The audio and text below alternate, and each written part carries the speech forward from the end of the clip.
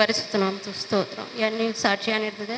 ஒரு ஆகஸ்ட் மாதம் வந்து இந்த மகளிர் 1000 ரூபாய் உதவித்தொகை கொடுக்குறாங்கன்னு சொல்லுவாங்க. அதுக்கு பார்த்தீங்கன்னா அப்ளை பண்ணப்போ சரியான சர்டிஃபிகேட் வந்து படித்த சர்டிஃபிகேட்டு கேட்குறாங்க. இல்லைன்னா ரிஜிஸ்டர் மேரேஜ் இல்லை பர்த் சர்டிஃபிகேட்.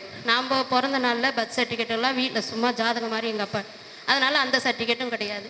கல்யாணம் இந்து பிரயோகம் வந்து அந்த பத்திரிக்கையும் கொடுத்தாலும் செல்லாதுன்னுட்டாங்க.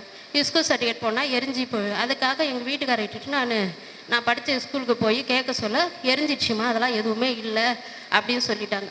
சரி, நானும் அவர் வந்துக்கிட்டே இருந்து வானூரை தாண்டி அங்கே எஜுகேஷன் இதில் போய் கேட்கலான்னு அங்கே இல்லைன்னு சொல்லிட்டு வந்து சேதராப்பட்ட சொல்ல இவருக்கு ரொம்ப சுகர் பிபி இருந்தாலும் ரொம்ப மயக்கமாக ஆயிடுச்சு. அப்படியே சேதராப்பட்டிலேருந்து வண்டியே ஓட்ட முடியல, மயங்கி ஏறும்.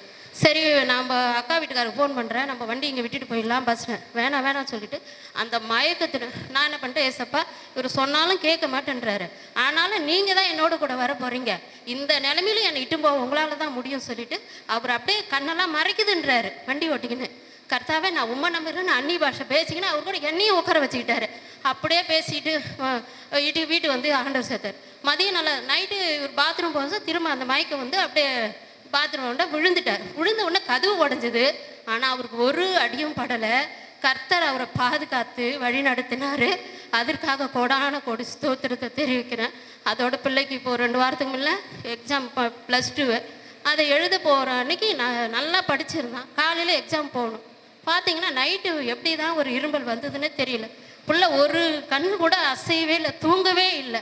காலையில் அவங்க அப்பா சொல்கிறேன், எப்படியாச்சும் இப்போ எழுதிட்டு வந்துடும். இல்லைப்பா எனக்கு மயக்கமாக வருது, என்னால் ஒன்றுமே முடியலை. சரி, இருக்கிற பரீட்சையாவது பிள்ளை. அப்புறம் தான்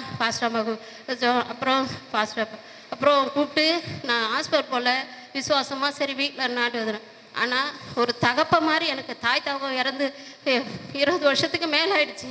ஆனால் இன்னி வரைக்கும் எனக்கு தகப்பனாக தான் என் பாஸ்ட்டு தெரிவார தவிர ஒரு நாள் நான் ஒரு மக மாதிரி தான் உரிமையாக இல்லாமல் கேட்பேன், நீ ஏன் நீ பிள்ளை இட்டுட்டு ஹாஸ்பிட்டல் போல? ஏசப்பா ஆமாம் இல்லை பாஸ்டர் கண்டிப்பாக இட்டுட்டு போகிற சொல்லிவிட்டு கர்த்தர் பரிசு அவனுக்கு 2 வாரத்துக்கு இப்போ தான் ஒரு வாரமாக நல்லா தூங்குறான்.